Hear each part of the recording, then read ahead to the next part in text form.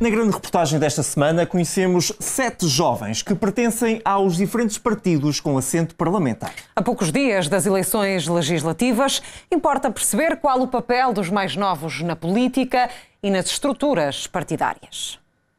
Em 2022, Portugal tinha mais de 1.900.000 jovens com capacidade eleitoral. Destes, 85% dizem ter orientação política, mas apenas 4 pertencem às estruturas das juventudes partidárias. Estarão os partidos a descartar os mais jovens ou serão os mais jovens que estão desligados politicamente?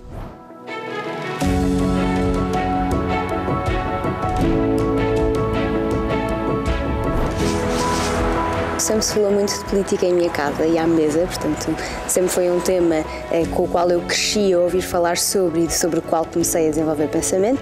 Curiosamente, a minha família é maioritariamente de esquerda e, portanto, na verdade, até temos pensamento político diferente, mas isto gerou-me um profundo interesse e fez-me, aos 16 anos, ir ler os programas dos vários partidos e tentar perceber com qual é que eu me identificava mais. Havia coisas com as quais eu não concordava e que tinha a obrigação de dizer presente, não deixar os outros escolher por mim, não deixar os outros criarem as ideias que são apresentadas ao país por mim. Quando fiz 14 anos, pedi à minha mãe para me tirar da escola à hora do almoço, viemos aqui a esta sede nacional da Juventude Socialista entregar a minha ficha de inscrição.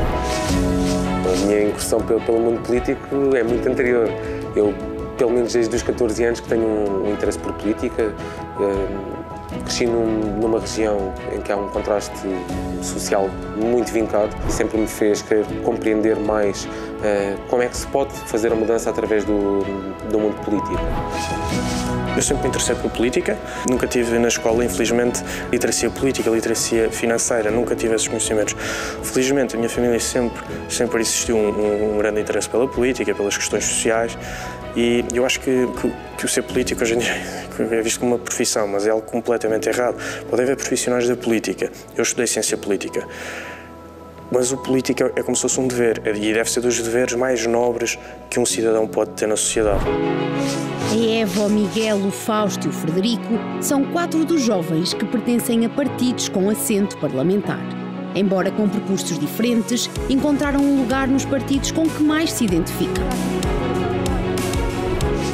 Portugal tem cerca de 1/3 de pessoas com menos de 35 anos e, infelizmente, aqui no Parlamento apenas 2-3% dos deputados têm menos de 35 anos. E por isso há claramente uma sub-representação, a meu ver. Espero que na próxima legislatura haja mais jovens. Também é preciso haver voz das pessoas que hoje estão a entrar no mercado de trabalho, que hoje estão a tentar comprar a primeira casa e não conseguem. E passando também por esse tipo de experiência, será mais fácil, acho eu, de alguma forma relacionarmos com as pessoas dessa geração. E acho que, independentemente dos partidos e das ideologias, é bom também haver representação jovem no Parlamento. E eu, sendo jovem, obviamente que sentiria melhor representado por um deputado que tivesse talvez 24, 25, 26 anos, estivesse na mesma situação de vida que eu. É sempre bom, eu sinto que é sempre bom na política as pessoas poderem olhar e poderem dizer aquela pessoa que está ali na Assembleia da República, onde quer que seja, sente o que eu sinto e percebe as minhas dificuldades. Por uma intervenção em nome da Iniciativa Liberal, tem agora a palavra o Sr. Deputado Bernardo Blanco. Muito obrigado, Sr. Presidente. Cumprimento os senhores deputados. Sr. Secretário de Estado, Portugal tem das maiores taxas de esforço fiscal da Europa e, por isso, quando falar de respeito pelo dinheiro dos portugueses, gostava que pensasse também num jovem que ganha 1.200 euros e que, se vir o seu salário aumentado, o Estado leva a metade, considera que isso é respeito pelo dinheiro das pessoas. Quer pela voz de um deputado da Iniciativa Liberal, quer por um membro do PAN, é transversal a urgência de trazer novos rostos e vozes para o centro da discussão política. Um enorme número de jovens que têm orientação política, que têm preocupação política, até porque política, eu costumo dizer isso muitas vezes, política é tudo o que está à nossa volta. E, portanto, é natural que os jovens não sejam aliados do que está à sua volta. E, portanto, custa muito quando ouço pessoas dizer que os jovens não se interessam por política, porque de facto não é verdade.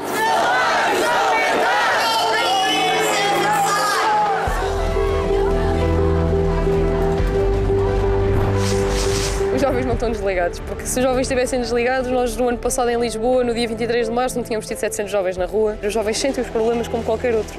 Só que podemos falar de uma série de coisas que desmotivam, que fomentam o ceticismo e a descrença, do ponto de vista político, obviamente. nos jovens e na população em geral. Apenas o assessor parlamentar do Chega vê de forma diferente o interesse político dos mais jovens. A maior parte dos jovens não votam, a maior parte dos jovens descredibilizam completamente a política. Mas serão sempre respeitados, ouvidos da mesma forma do que os mais velhos e sem descrédito? Dentro do livro, não. A minha palavra tem o mesmo valor do que qualquer outra pessoa. Pronto, a sociedade em geral, também sabemos que já estamos um bocadinho fartos de ver os cabelos brancos com os mesmos discursos já de há 20, 30 anos. Portanto, eu acho que o meu lugar de fala será respeitado. Dentro do meu partido temos uma forma, pronto, eu diria muito particular de funcionar, mas acima de tudo uma forma muito justa, uma forma muito igual e muito democrática, ao contrário daquilo que muitos gostam de apregoar sem conhecimento de causa. Senti que no PAN, no geral, todas as opiniões são sempre bem-vindas e se nós mostrarmos que efetivamente temos algo positivo para oferecer, temos sempre as portas abertas. E fora do conforto do partido? Eu recebi vários comentários de outros deputados a dizer se tivesse mais experiência, se isso é a opinião da juventude, há de mudar de opinião. Isso acontece internamente pouco, externamente no âmbito da Assembleia da República mais, nas redes sociais muitíssimo. Ter jovens que representem a nossa geração, é natural que não possamos pedir que eles tenham mais anos de experiência profissional se calhar do que têm devido. E existe sem dúvida essa tentativa de nos descredibilizar. São vários os exemplos de líderes políticos que deram os primeiros passos nas juventudes partidárias, que são muitas vezes vistas como um meio para arranjar um emprego dentro do partido ou fazer carreira política. Para que é que existe uma juventude partidária? Isto não deve ser só uma escola para preparar políticos do futuro. Nós temos que ter um papel na sociedade hoje, que há muito uma visão de que as juventudes partidárias servem para abanar bandeira, entregar folhetos e arranjar empregos. E, bom, serve para bem mais do que isso, não só porque os empregos são uma mínima fração do número de militantes que nós temos, mas também porque nós, sim, abanamos bandeira, entregamos folhetos e fazemos-lo com paixão, mas fazemos-lo porque nós temos, felizmente, no nosso partido quem escuta as nossas ideias. Temos cada vez mais jovens a entrar e a pedir para aderir à nossa juventude e de facto é algo que a mim me dá bastante ânimo. A juventude do Chega está muito forte, 40% do eleitorado do Chega é dos 18 aos 35 anos. Temos uma juventude de formação de quadros, a nossa juventude não é uma escola de bandidagem, que se calhar como outras juventudes, ou de cacicagem, mas eu não quero quadros somente políticos, antes pelo contrário. E eu digo isto muito aos jovens do Chega, vocês não querem ter estas formações, mas não é para serem políticos, não é para serem deputados, é para na sociedade civil também fazerem diferença. Mas nem todos os partidos se organizam da mesma forma, nem todos têm juventudes. Nós não temos uma juventude partidária, não temos uma Jota, eu acho que isso ajuda, porque não há uma separação.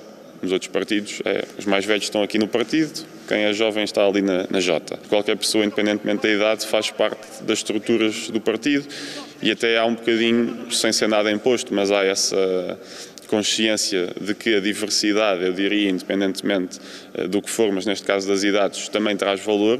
E por isso, quando nós olhamos para as direções dos vários núcleos da IEL pelo país, há sempre também jovens representados, porque há essa consciência, não é nenhuma imposição, faz com que as pessoas, independentemente da idade, estejam mais integrados, enquanto se calhar noutros partidos, depois só quando se sai da Jota, já com, sei lá, 35 anos ou assim, é que se pode depois ter algum peso no partido. Isso aqui não acontece. O LIVRE é um partido que tem eleições primárias, que permite uma abertura à sociedade muito maior. Temos vários membros e apoiantes que têm 18 anos, 20 anos, 30 anos e temos militantes que vão até aos 60, 70 e todos nos sentamos à mesma mesa e debatemos as ideias em pé de igualdade. Esta não é uma questão unânime e partidos como o PAN, não tendo ainda estas estruturas, estão a trabalhar nesse sentido. Nós, de momento, estamos em processo de formalizar a juventude do PAN. Temos um grupo de trabalho que está a tratar da documentação e da burocracia toda que é necessária para efetivar e oficializar a juventude do Partido PAN. Com a Constituição da Juventude, a juventude passa a ter um assento direto nesse órgão. Ou seja, em vez de termos jovens que representam a sua distrital, ou em Aveiro, Leiria, Lisboa, etc., passa a haver uma representação específica dos jovens.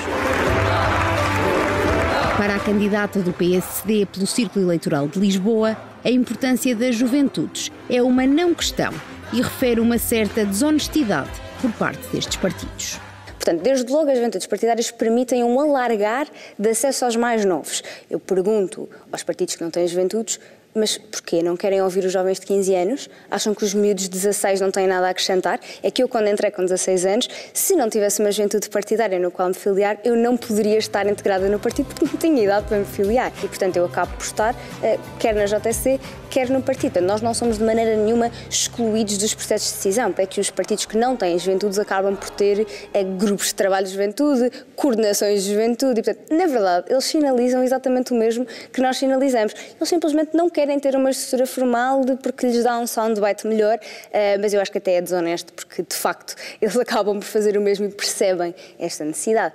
Acrescenta a eficácia de ação trazida pelas estruturas partidárias, como uma mais-valia à aplicação de medidas concretas. Os partidos são uma estrutura que nos permite objetivamente ter voz.